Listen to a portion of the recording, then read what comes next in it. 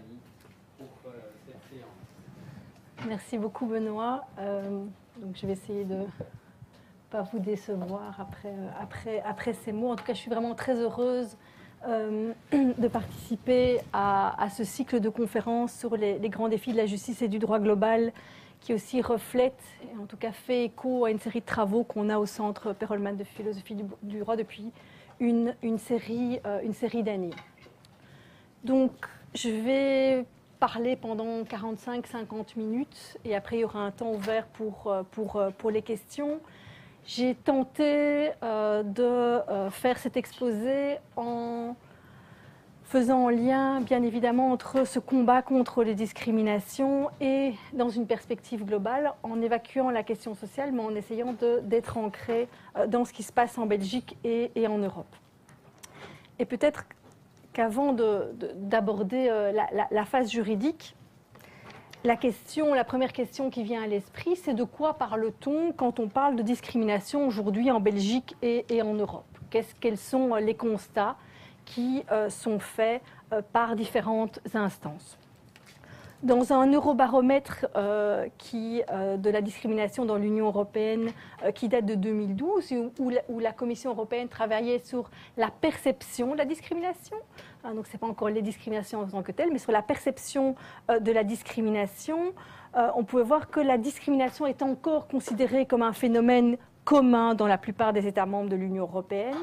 Les trois motifs les plus largement perçus, à nouveau, sont l'origine ethnique, 56%, un handicap, 46%, et l'orientation sexuelle, 46%, sachant que très souvent, dans une série de cas, origine ethnique et convictions religieuses peuvent être parfois cumulées. Alors, si on passe en Belgique, il y a un rapport de l'ENAR. Donc, l'ENAR, c'est un réseau européen contre le racisme qui a travaillé sur des chiffres qui datent de 2012-2013, et en tout cas sur des enquêtes, des tests de situation qui ont été menées en 2012 et 2013. L'ENAR vraiment était très critique par rapport au marché de l'emploi en Belgique, en disant que ce marché de l'emploi est fondé sur une ethnostratification. Dans le rapport, on peut lire que le fait que le marché du travail dépend à ce point de la nationalité ou des origines des postulants et travailleurs n'est pas un élément conjoncturel ou un élément incident, il est structurel. Le racisme structure les mondes de l'emploi et du travail. Donc c'est un constat qui est évidemment très dur.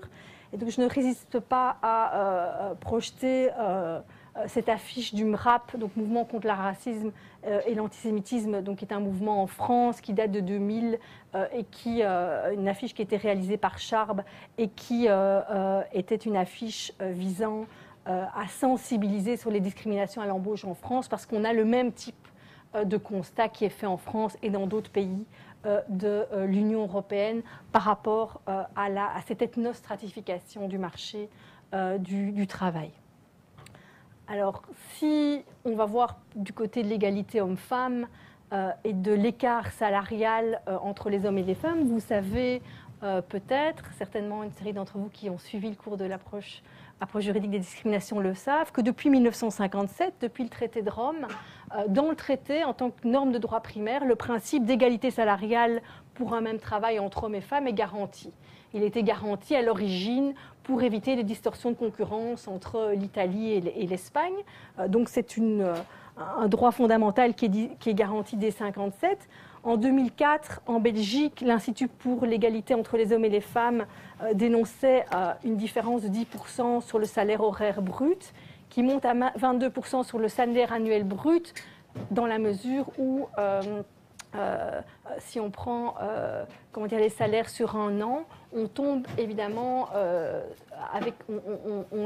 sont pris en considération les congés parentaux qui sont le plus souvent pris par des femmes, et également le fait que les femmes travaillent beaucoup plus à temps partiel que les hommes. La Commission européenne, la DG Justice de la Commission européenne a sorti un rapport en 2014 où on trouve des chiffres sur l'ensemble des 28 États membres de l'Union européenne, et on voit que cet écart salarial sur le salaire horaire brut passe à plus de 20%, comme des États comme l'Allemagne, l'Autriche, l'Estonie, la Hongrie, la République tchèque et la Slovaquie. Et l'Union européenne dénonçait le fait que dans certains États, comme la Hongrie, comme le Portugal, cet écart se creuse encore. Et donc hier soir, j'étais vraiment dans une humeur caricature, jusque très très tard dans la nuit. Donc je vous fais partager mes trouvailles sur le net.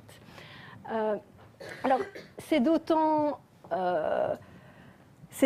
plus préoccupant que ce rapport de 2014 de la DG Justice nous dit cet écart existe en dépit du niveau de qualification généralement plus élevé des femmes. Ainsi, en 2012, 83% en moyenne des jeunes femmes dans l'Union européenne étaient titulaires d'au moins un diplôme d'études secondaires, contre 77,6% de leur homologue masculin.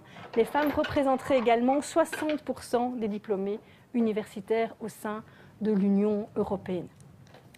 Nouvelle caricature, le plafond de verre qui est ici illustré, ou en tout cas l'échelle sociale.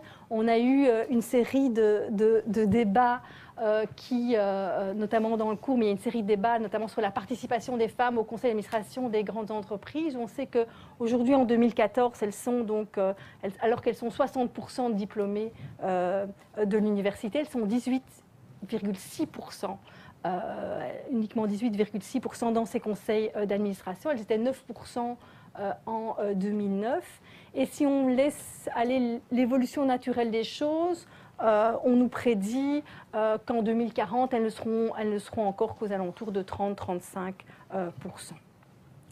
Si on passe au mariage pour tous, au mariage indépendamment du sexe des conjoints, on a 9 États membres de l'Union européenne qui reconnaissent le mariage homosexuel, 11 pays européens si on va au-delà des frontières de l'Union européenne. Et ce qu'on constate vraiment très fréquemment en pratique, en fait, ce sont des discriminations fondées sur l'orientation sexuelle, que ce soit dans l'accès au logement, où les propriétaires disent qu'ils préfèrent louer un couple entre guillemets normal, je tire ces exemples de la jurisprudence, dans l'accès aux chambres d'hôtel, aux B&B, et suite à certaines affaires très médiatisées de B&B, il y a de nouveau des caricatures qui sont sorties dans la presse.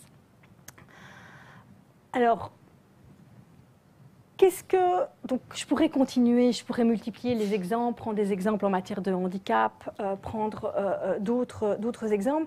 Ce qui m'intéresse vraiment de voir avec vous, c'est quelle a été la réponse juridique à cette situation et quelles sont encore les réponses juridiques à cette situation.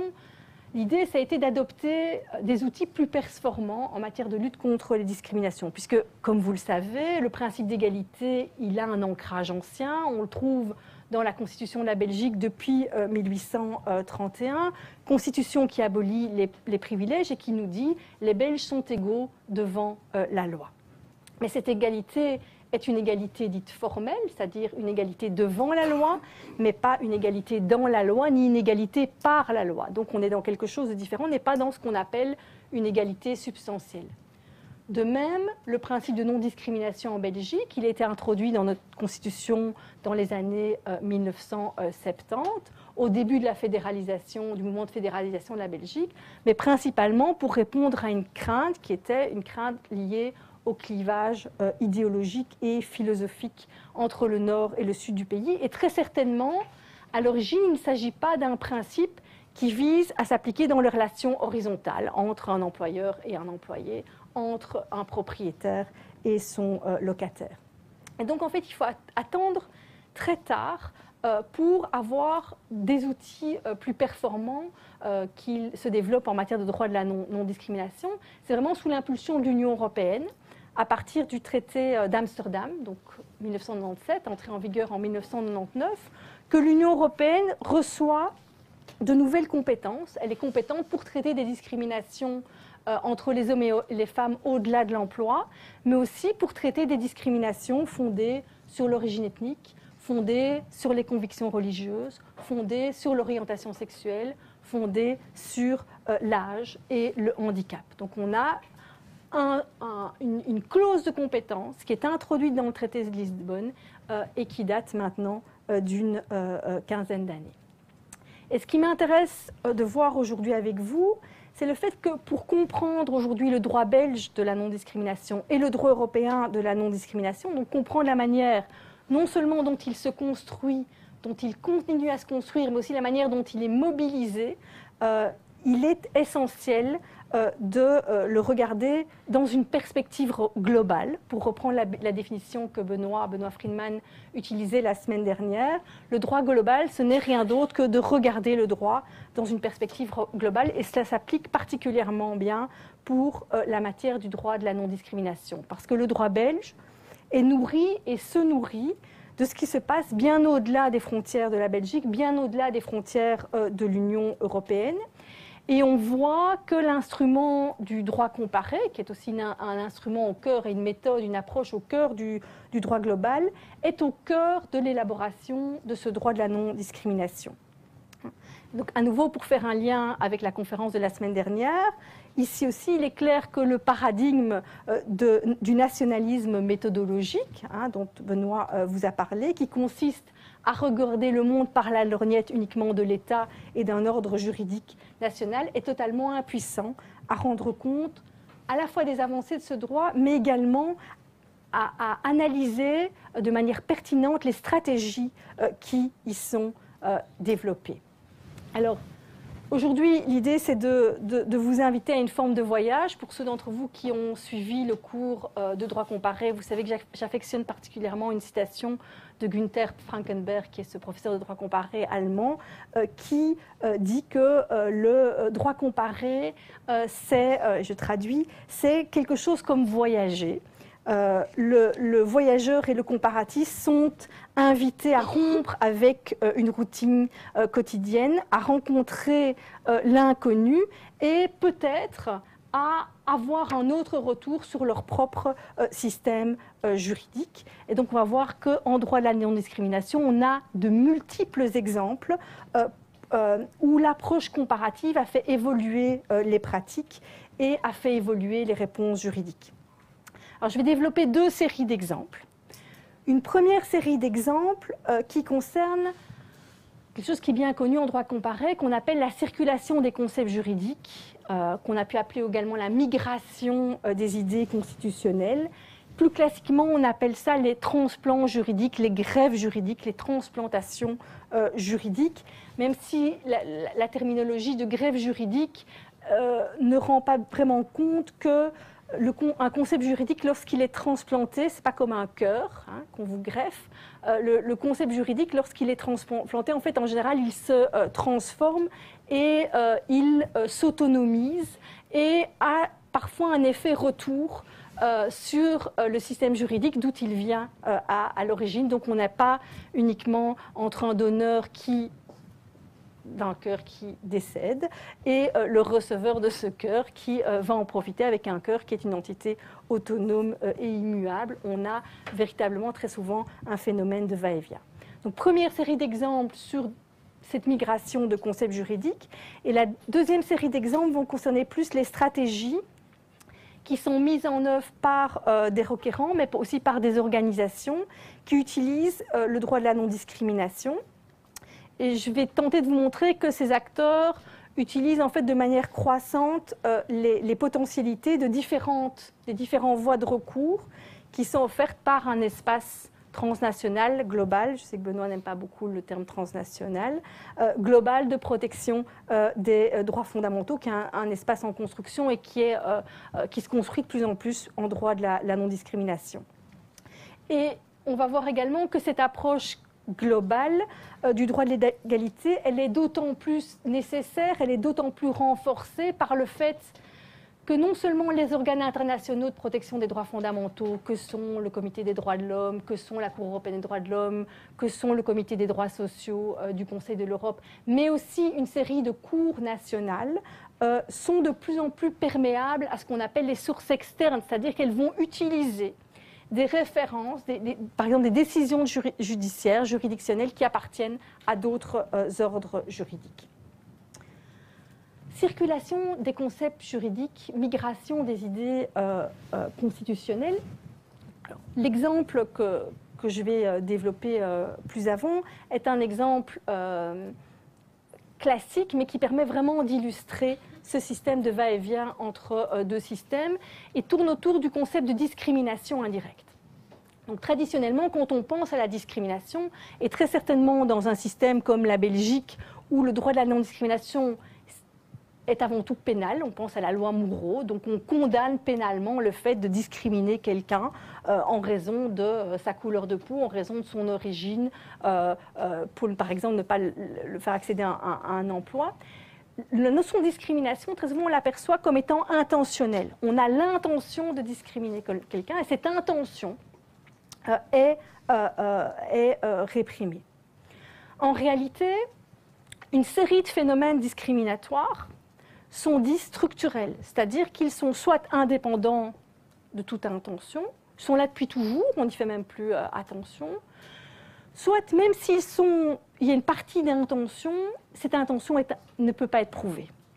Et que donc, cette intention, finalement, empêche que des affaires soient gagnées en justice. Sous la loi Moureau, on interdisait les discriminations à l'emploi fondées sur l'origine ethnique. On a une série d'études de sociologues, notamment de l'ULB, du GERM, Andrea Rea, Nouria Wali, etc., qui nous ont montré le taux particulièrement élevé de discrimination ethnique à l'emploi, notamment dans le bassin bruxellois. On n'a aucune condamnation. On n'a aucune condamnation devant les juridictions pendant une quinzaine, une vingtaine d'années. Alors, le concept de discrimination indirecte permet de toucher à cette discrimination structurelle.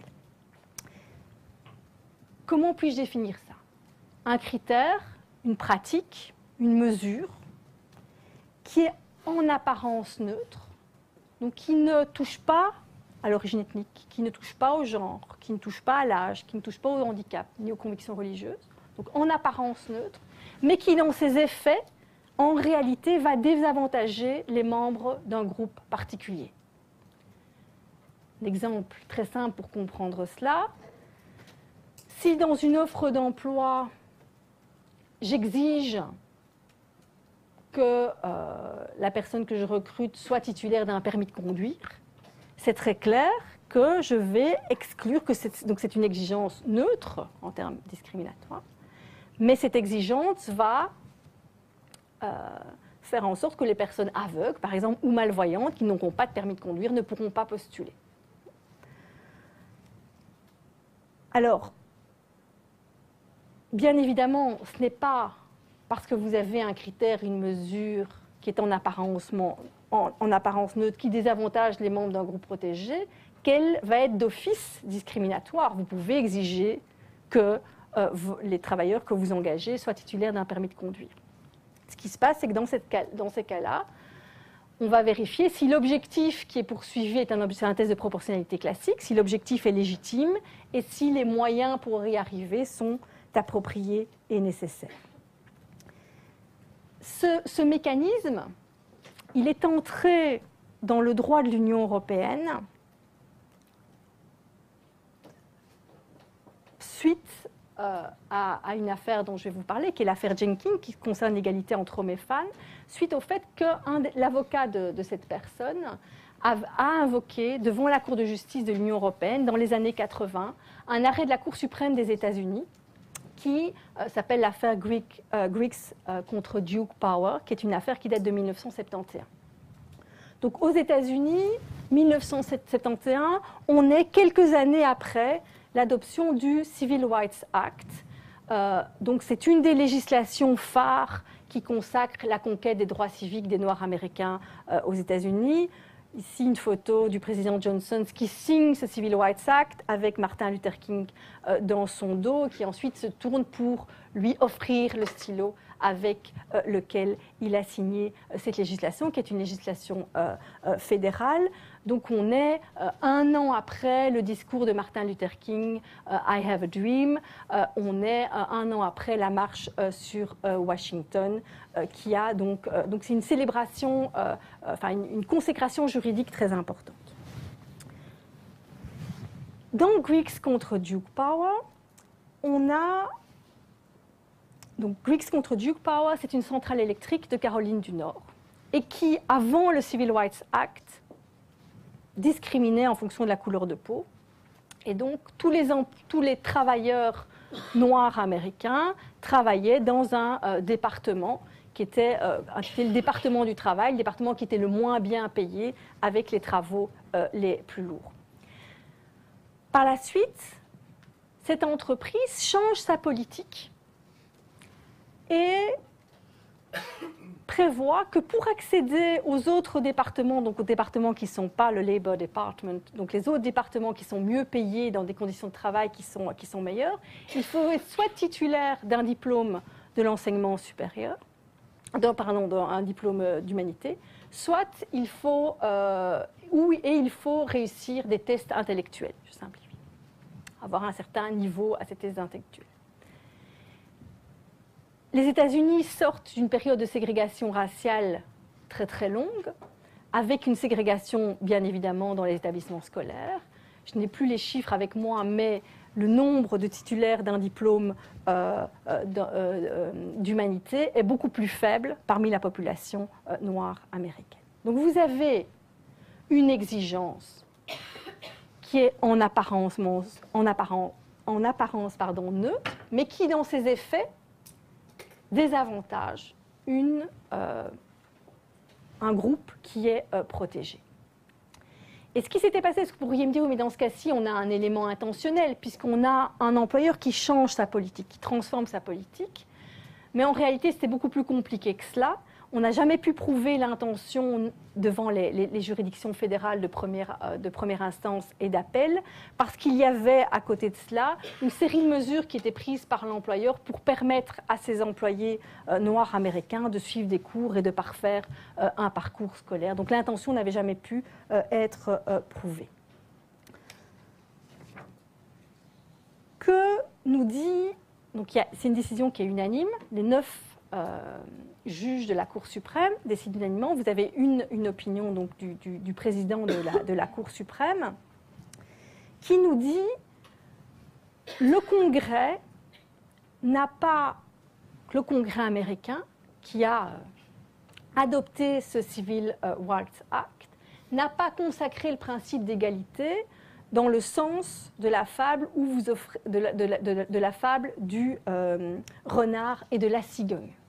Il ne se réfère pas ici à l'œuvre de Jean de La Fontaine, qui est moins bien connue aux États-Unis, que l'œuvre d'Ésope, sur laquelle Jean de La Fontaine s'est inspiré, la fable d'Ésope sur la cigogne et le renard.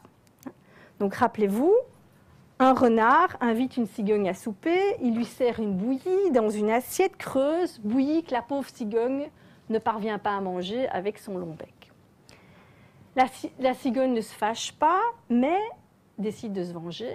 Elle invite le renard et elle lui sert un délicieux hachis de viande qu'elle enferme dans une bouteille. Bien entendu, le renard ne pouvait en aucun cas atteindre la viande qui lui faisait tant envie, et il fut obligé de regarder la cigogne manger seule. Elle lui dit alors avec un rire moqueur : « Tu ne peux pas m'en vouloir, renard, car j'ai suivi ton exemple.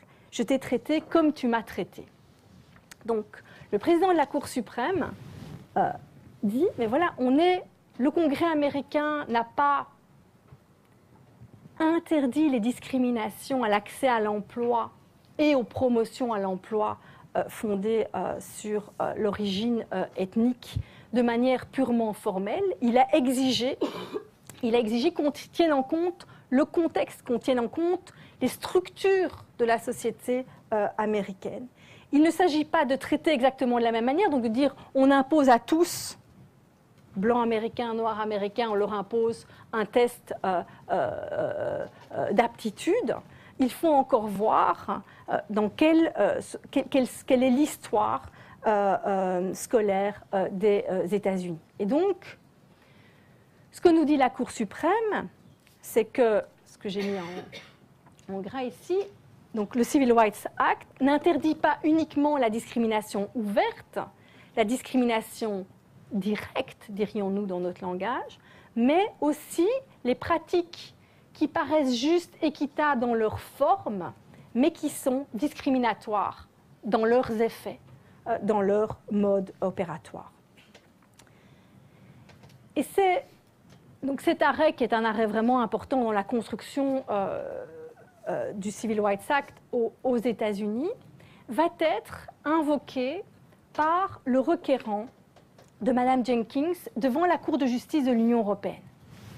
Cour de justice de l'Union européenne, on est en 1981. Mme Jenkins est britannique, elle travaille au Royaume-Uni pour une entreprise de production de vêtements pour femmes et elle travaille à temps partiel. Or, l'horaire pour l'heure de travail à temps partiel est moins bien rémunérée que l'heure de travail à temps plein. Et donc elle estime que cela viole le principe d'égalité salariale entre hommes et femmes parce que plus d'hommes travaillent à temps plein que de femmes.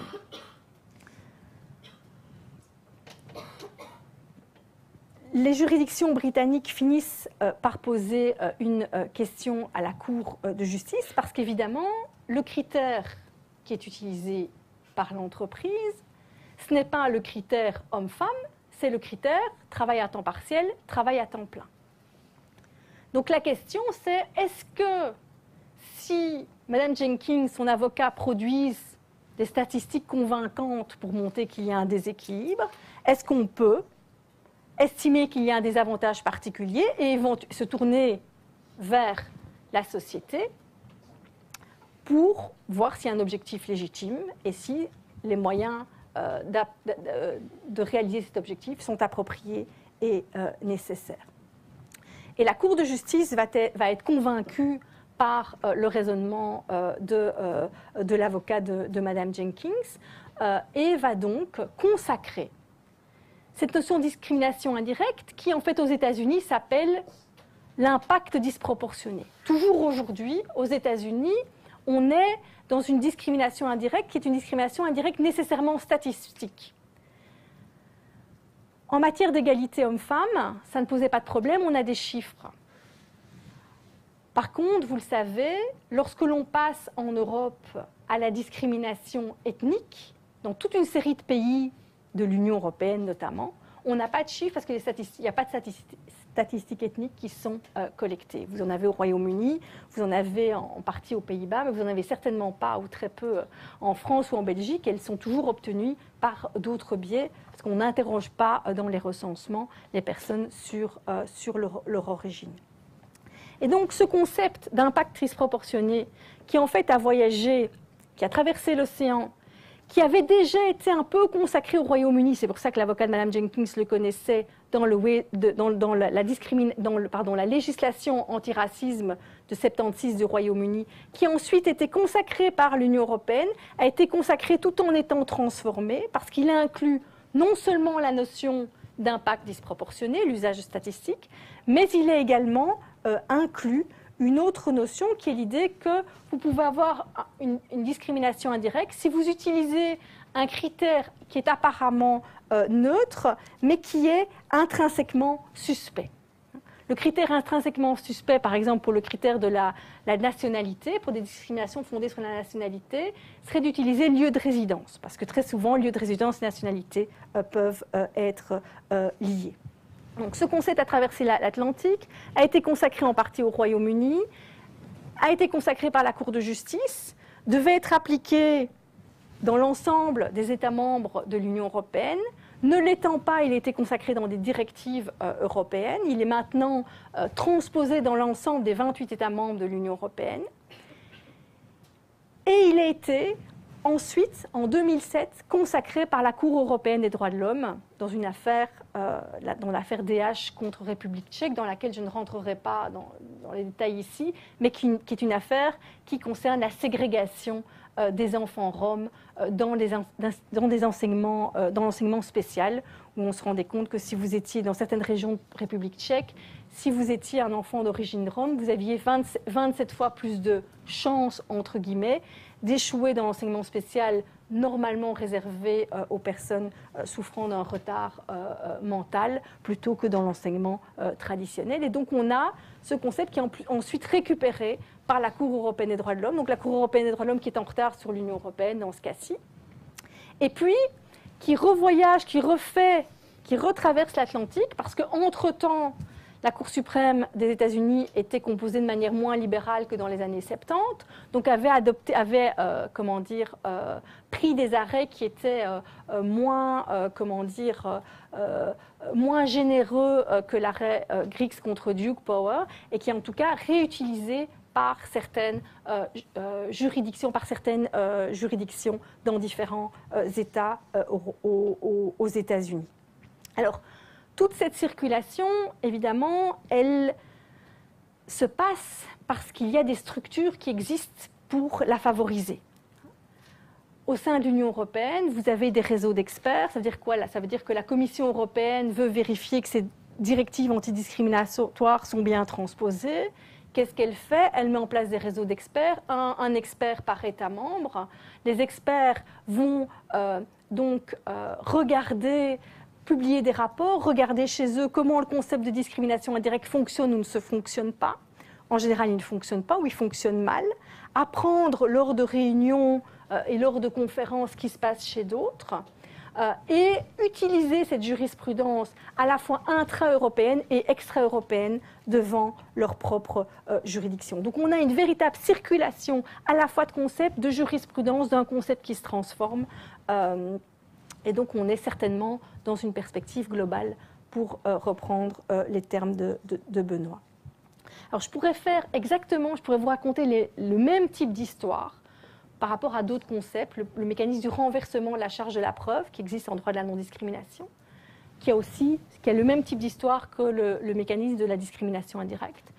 La même chose pour un concept dont on parle beaucoup dans la presse pour le moment, qui est l'aménagement raisonnable ou l'accommodement raisonnable, qui est l'idée que l'environnement doit s'adapter dans une certaine mesure aux individus pour éviter des discriminations. En Europe, ce concept a été consacré par rapport aux personnes souffrant d'un handicap. Un exemple tout simple, si un de mes employés a un accident, est handicapé suite à cet accident, par exemple, est en chaise roulante, et qu'il avait son bureau qui se trouvait à l'étage sans ascenseur, je dois en principe, dans la mesure du raisonnable, pouvoir l'accommoder, c'est-à-dire qu'il est toujours apte à exécuter son travail et lui trouver un bureau au rez-de-chaussée qui soit accessible en chaise roulante. Donc c'est vraiment un exemple basique, mais bien évidemment, cette notion qui a été consacrée en Belgique, en Europe par rapport au handicap, a été au départ consacrée aux États-Unis par rapport aux convictions religieuses. Je peux demander, au nom de mes convictions religieuses, à ce que mon horaire de travail soit aménagé. Je ne travaille pas le vendredi soir ni le samedi matin parce que je respecte le Shabbat. Enfin, le samedi, pardon, parce que je respecte le Shabbat. Est-ce que c'est permis? Est-ce que ce n'est pas permis? Aux États-Unis, c'est permis. Il y a eu beaucoup de débats au Canada et aujourd'hui, tous ces débats ont lieu parfois au niveau national, mais ont très certainement lieu au sein des instances européennes où de nouvelles propositions de directives sont en train d'être négociées. Donc simplement, sans rentrer dans les détails, pour vous montrer que mon exemple de discrimination indirecte, ce n'est pas le seul et le bel exemple que je puisse donner pour illustrer cette circulation de concepts. Il y en a toute une série d'autres, on pourrait y passer la soirée, qui illustrent le même type de choses. Alors ma deuxième série d'exemples, je vous le disais, concerne la construction de stratégies transnationales. En tout cas, porter des affaires emblématiques du droit de la non-discrimination devant une série de forums différents. L'exemple qui vient immédiatement à l'esprit, c'est le combat pour le mariage pour tous, où on peut voir très clairement qu'une série d'affaires qui ont été portées tant devant la Cour européenne des droits de l'homme, mais aussi devant d'autres juridictions, que ce soit la Cour constitutionnelle colombienne, que ce soit la Cour constitutionnelle canadienne, que ce soit en Afrique du Sud, que ce soit devant certains États aux États-Unis, etc., etc.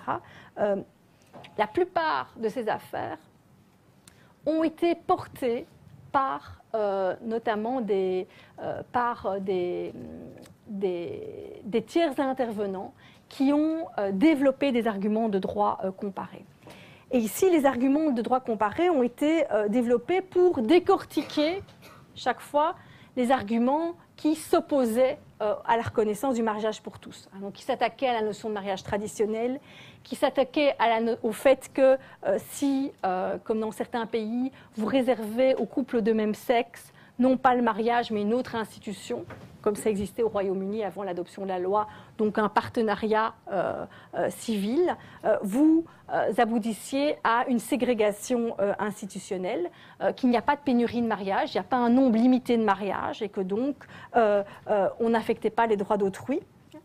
Vous avez une série d'arguments qui, parce que tous ces combats sont aussi liés au combat contre les lois qui criminalisaient la sodomie, et donc une série d'arguments qui remettaient en cause l'historicité de ces lois. Un appel aux sciences sociales lorsque vous êtes plus uniquement dans le mariage pour tous, mais dans la question de l'adoption par les couples de même sexe, et donc toute une série d'études relatives à la nécessité pour un enfant d'avoir un référent ou non, un référent maternel et paternel, etc. Donc vous avez là-dessus un exemple de stratégie transnationale qui est tout à fait excellent, avec voilà, il y avait en Europe, très certainement, il y a un professeur de King's College, donc à Londres, Robert Wintham Hughes, qui est un professeur de droit de non-discrimination notamment, qui est également un excellent comparatiste et qui a rédigé et aidé à rédiger une série de recours qui ont été produits en Europe lorsque l'on parle du combat devant les juridictions, parce qu'il y a une partie des combats qui s'est évidemment passée devant les parlements. Donc ça, c'est relativement connu. Ce que je voulais vous montrer aussi, c'est qu'on a le même type de stratégie pour défendre un agenda qui pourrait paraître comme étant un agenda plus conservateur.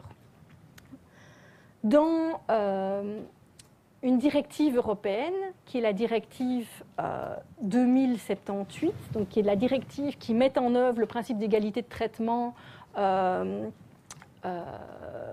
le secteur de l'emploi, et qui vise à éviter les discriminations fondées notamment sur les convictions religieuses, mais aussi sur d'autres critères. Mais ici, je reste sur les convictions religieuses. Vous avez donc un principe qui est très clair. On ne peut pas discriminer quelqu'un directement sur la base de ses convictions religieuses. Donc je ne peux pas exiger, si par exemple on engage un doctorant au Centre Perelman de philosophie du droit, je ne peux pas exiger que ce doctorant soit bouddhiste, par exemple. Ce serait une discrimination directe en fonction, même on pourrait ergoter sur le fait que le bouddhisme soit une religion ou autre chose, mais en tout cas, je serais très certainement condamnée sur la base de la discrimination directe interdite par la directive 2078.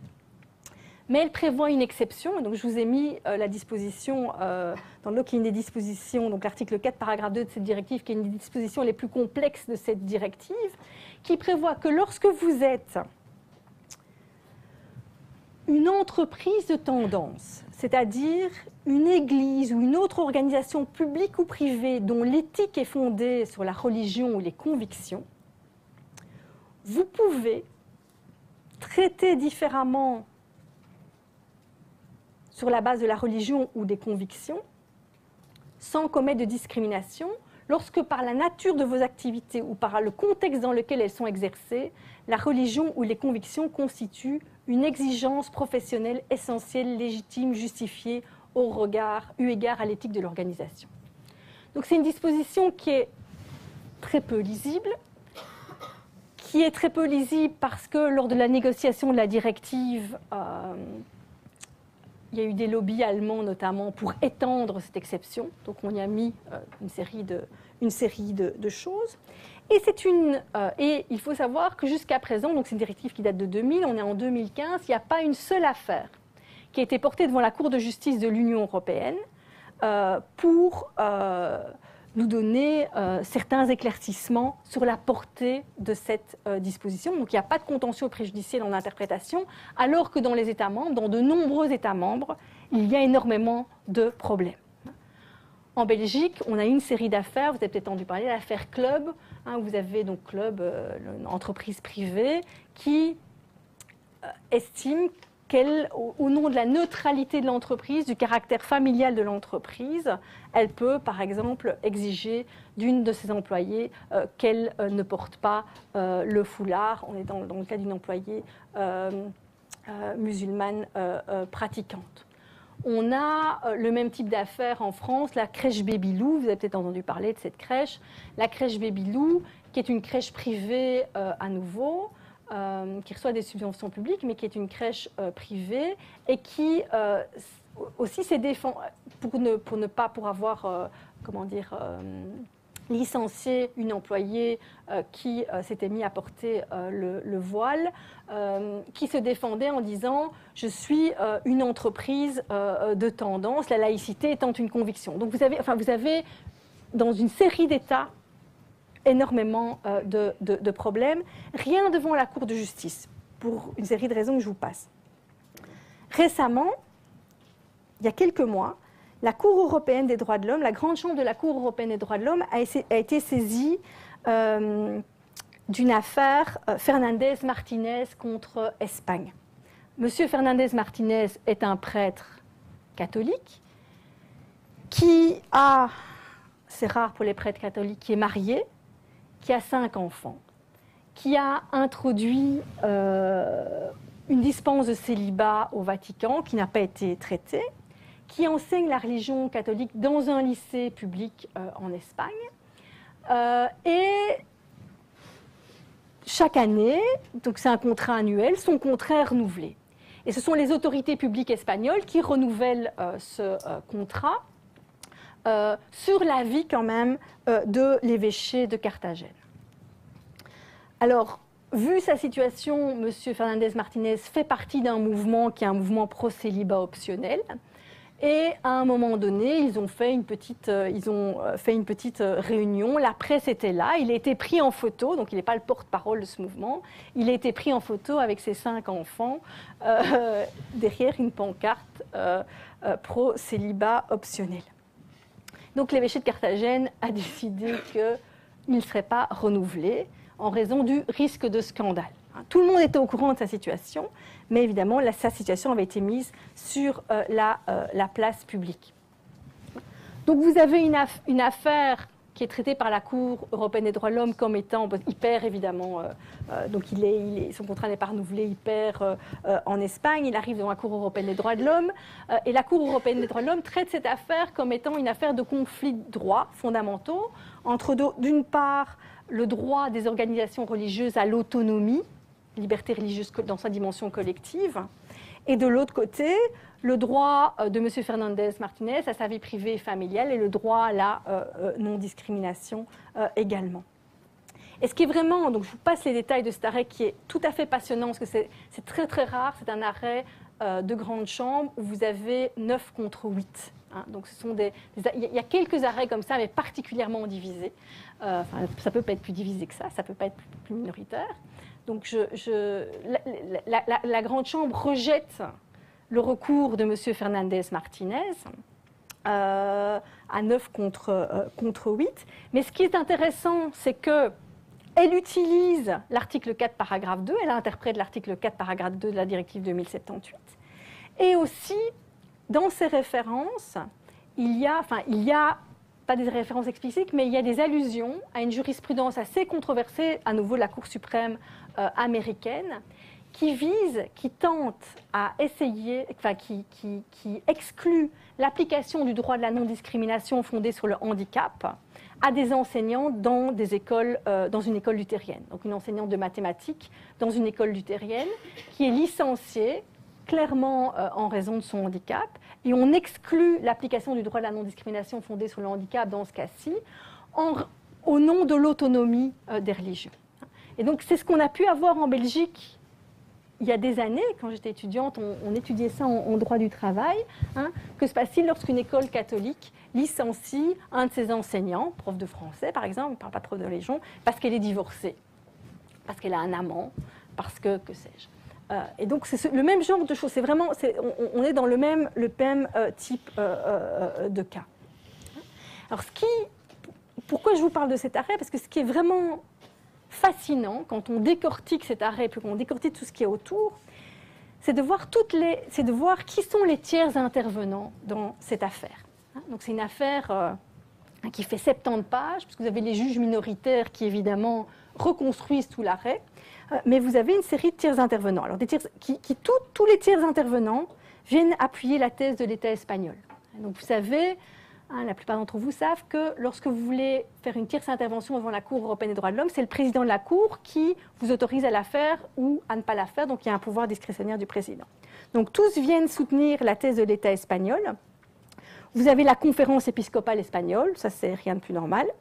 Vous avez le Centre européen pour le droit et la justice, qui est basé à Strasbourg, mais qui est en fait, qui intervient, qui est vraiment familier du prétoire strasbourgeois, qui est quasiment là à chaque affaire de liberté religieuse, qui est en fait une organisation chrétienne conservatrice liée à l'American Center for Law and Justice. C'est eux qui sont, derrière la pétition européenne One of Us, donc contre l'avortement, contre le financement de la recherche sur les cellules souches, etc. Vous avez aussi l'American Religious Freedom Program de l'Ethics and Public Policy Center, qui est un groupement néoconservateur basé à Washington, qui défend les valeurs judéo-chrétiennes, qui est intervenu avec la chaire de droit des religions de l'Université catholique de Louvain. Et si on lit leurs tiers interventions communes, toute cette tierce intervention est uniquement basée sur est en grande partie basée sur des analyses de droit comparé, qu'on peut discuter avec l'interprétation de certains arrêts qui est discutable, mais on a vraiment ici une stratégie qui est mise en place pour amener une certaine jurisprudence en provenance des États-Unis devant notamment la Cour européenne des droits de l'homme. L'affaire Fernandez-Martinez n'est pas un cas isolé, on l'observe dans d'autres affaires de ces dernières années. Et ce qui est très fascinant, c'est donc à l'occasion d'un colloque qui s'était tenu aux États-Unis et qui impliquait une série de juges à la fois européens mais également américains sur comment est-ce que les juges s'attaquent à des affaires qui concernent également la liberté de religion. Il y avait une série d'associations qui étaient là, sur lesquelles j'ai fait des petites recherches, et c'était assez étonnant. Donc, il y avait un agenda très conservateur, mais c'est assez étonnant de voir à quel point elles mobilisent le droit de la non-discrimination pour porter cet agenda devant les prétoires, et que ces juristes, ces avocats américains étaient autant au fait du droit de la non-discrimination européen que moi ou que d'autres, et que donc on a véritablement une stratégie globale, transnationale, qui est faite par ces mouvements. Alors, j'avais également un autre exemple dans lequel je ne vais pas rentrer, qui est un exemple qui tient au Forum Shopping, ici, et qui concerne des dispositions françaises qui interdisent le port de signes religieux, qui est notamment la loi de 2004 sur l'interdiction des signes ostensibles, signes religieux ostensibles dans les lycées, donc à l'école, qui a fait beaucoup de bruit, mais également d'autres dispositions qui imposent, notamment pour le renouvellement d'un permis de conduire ou d'une carte d'identité, de poser tête nue sur la photo d'identité. Et on sait qu'une série de ces législations en France, quand on les analyse, une série de débats concerne la communauté musulmane, qui est une communauté importante en France, 4,5 millions environ de personnes en France sont rattachées à cette communauté. Mais toutes ces affaires sont portées par la communauté sikh, 30 000 personnes en France, donc une toute petite communauté. La communauté sikh, au sein de laquelle les hommes croyants vont manifester leur foi et leur identité en ne coupant pas leurs cheveux, donc du début à la fin de la vie, les cheveux qui sont considérés comme étant sacrés et qui doivent être cachés à la vue du public, donc au départ par un filet et puis par le turban que vous connaissez. Alors, ce qui est intéressant, c'est qu'on a une association qui est United Sikh, qui engage des avocats à la fois en Grande-Bretagne mais également aux États-Unis, pour plaider, pour mettre en cause ces lois au regard de la liberté religieuse, du principe de non-discrimination fondé sur la religion mais aussi sur l'origine ethnique. devant différents forums, et notamment à la fois devant la Cour européenne des droits de l'homme, on a 5-6 affaires, je pense, et devant le comité des droits de l'homme à Genève, le comité des Nations Unies. Et que la réponse donnée par le comité des droits de l'homme n'est pas la même que la réponse donnée par la Cour européenne des droits de l'homme. Alors que la Cour européenne des droits de l'homme estime que cela rentre dans la marge nationale d'appréciation de la France, le comité des droits de l'homme effectue un contrôle de proportionnalité in concreto, donc va vraiment beaucoup plus questionner les objectifs de la loi française. Tout cela, évidemment, est reflété dans une série d'ouvrages, donc il y a une série d'outils qui permettent cette perspective globale. Vous avez en Europe, et je suis désolée, vous ne voyez rien sur la photo, mais l'image disponible sur le net n'était pas plus claire que ça. Vous avez donc dans la série Youth Communiques Book, qui est donc c'est Youth Communiques Book for the Common Law of Europe, qui est une série où vous avez des ouvrages sur le droit de la responsabilité, sur le droit des contrats. Vous avez également un manuel depuis quelques années qui concerne le droit de la non-discrimination et où véritablement par rapport à chaque concept, vous avez non seulement de la jurisprudence nationale des pays européens qui est disponible, mais également de la jurisprudence ou des législations hors d'Europe ou des articles de doctrine hors Europe. Vous avez, si vous passez de l'autre côté de l'Atlantique, vous avez un professeur de Berkeley, David Oppenheimer, qui a rédigé avec d'autres un casebook, c'est un gros casebook sur Equality and Anti-Discrimination Law, où vous trouvez également des références américaines, mais des références à la fois d'Afrique du Sud, de Colombie, d'Inde, enfin un peu partout dans le monde. Donc vous avez une série de ressources académiques également qui se mettent en place et qui nourrissent le mouvement. Alors pour conclure, je vais essayer d'être brève, donc en quelques minutes, je voudrais revenir, parce que c'est aussi une de mes marottes, plus généralement ou de mes passions, sur le rôle du droit comparé dans l'approche du droit global. Et de voir qu'en fait, parce que bon, le droit de la non-discrimination offre une série d'exemples particulièrement, à mon sens, convaincants, mais de manière plus large, bien évidemment, le droit comparé aujourd'hui est totalement renouvelé avec cette approche du droit global. Et on voit... On commence à voir cela dans la littérature quand on lit des auteurs plus contemporains. Je pense à Jacques van der Linden, qui était professeur de droit comparé ici à l'ULB, qui m'enseignait que le droit comparé doit ouvrir des portes.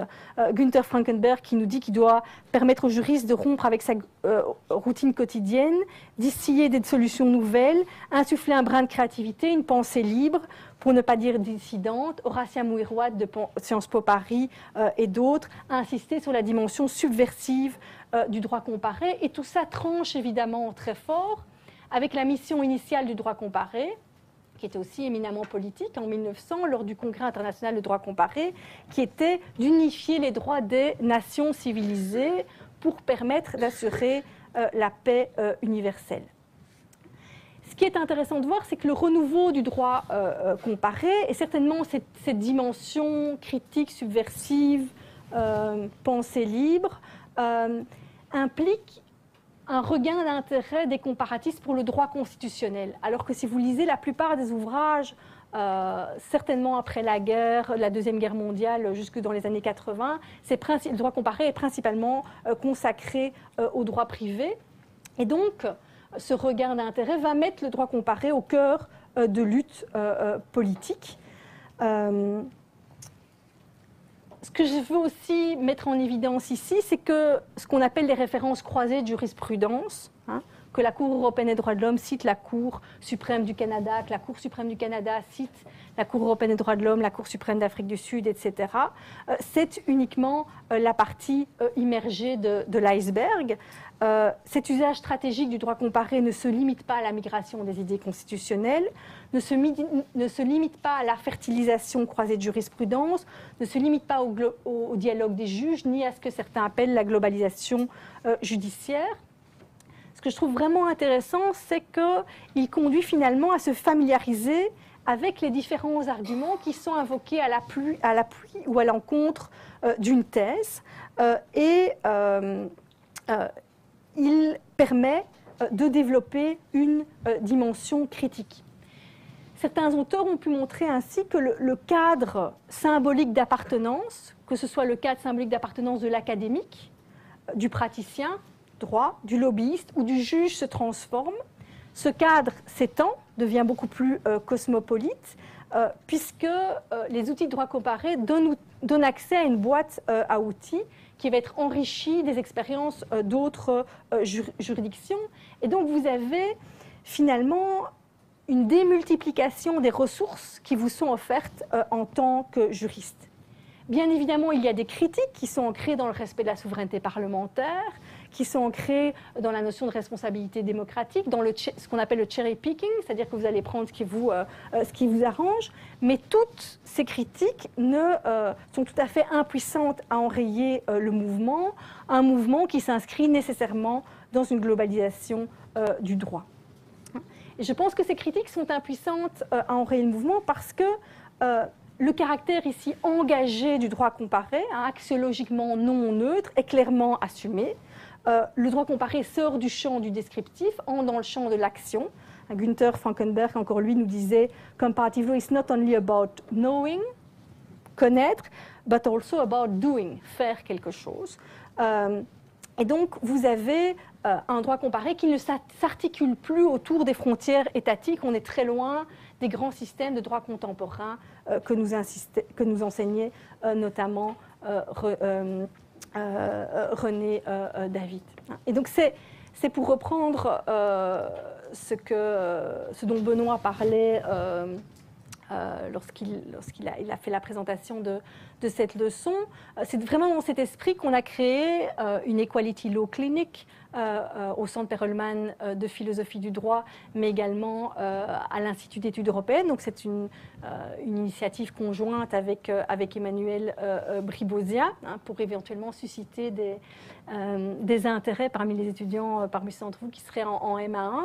Donc l'idée, j'ai mis à nouveau une caricature, l'idée c'était de travailler sur certaines questions qui présentent à la fois un ancrage local et un ancrage transnational.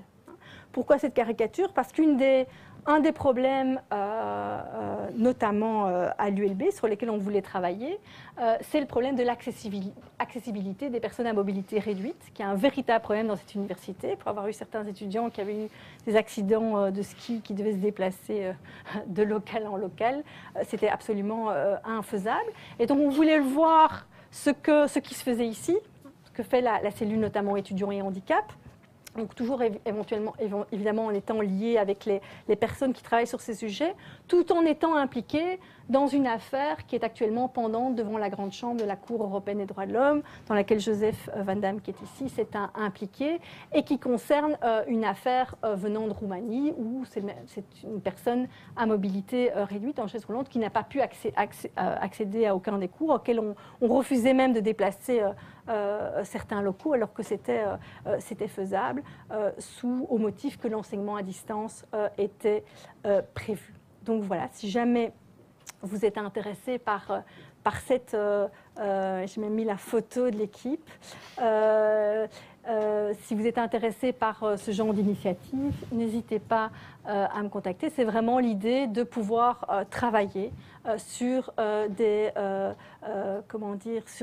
questions qui ont cette dimension locale, cette dimension globale et transnationale, et pouvoir utiliser bien évidemment à la fois les ressources du droit comparé, mais éventuellement également d'autres ressources pour faire avancer certaines causes, puisque l'intitulé de ce cycle de conférences, c'est les grands défis également de la justice et du droit global. Voilà, je vous remercie. et je réponds à toutes vos questions avec plaisir.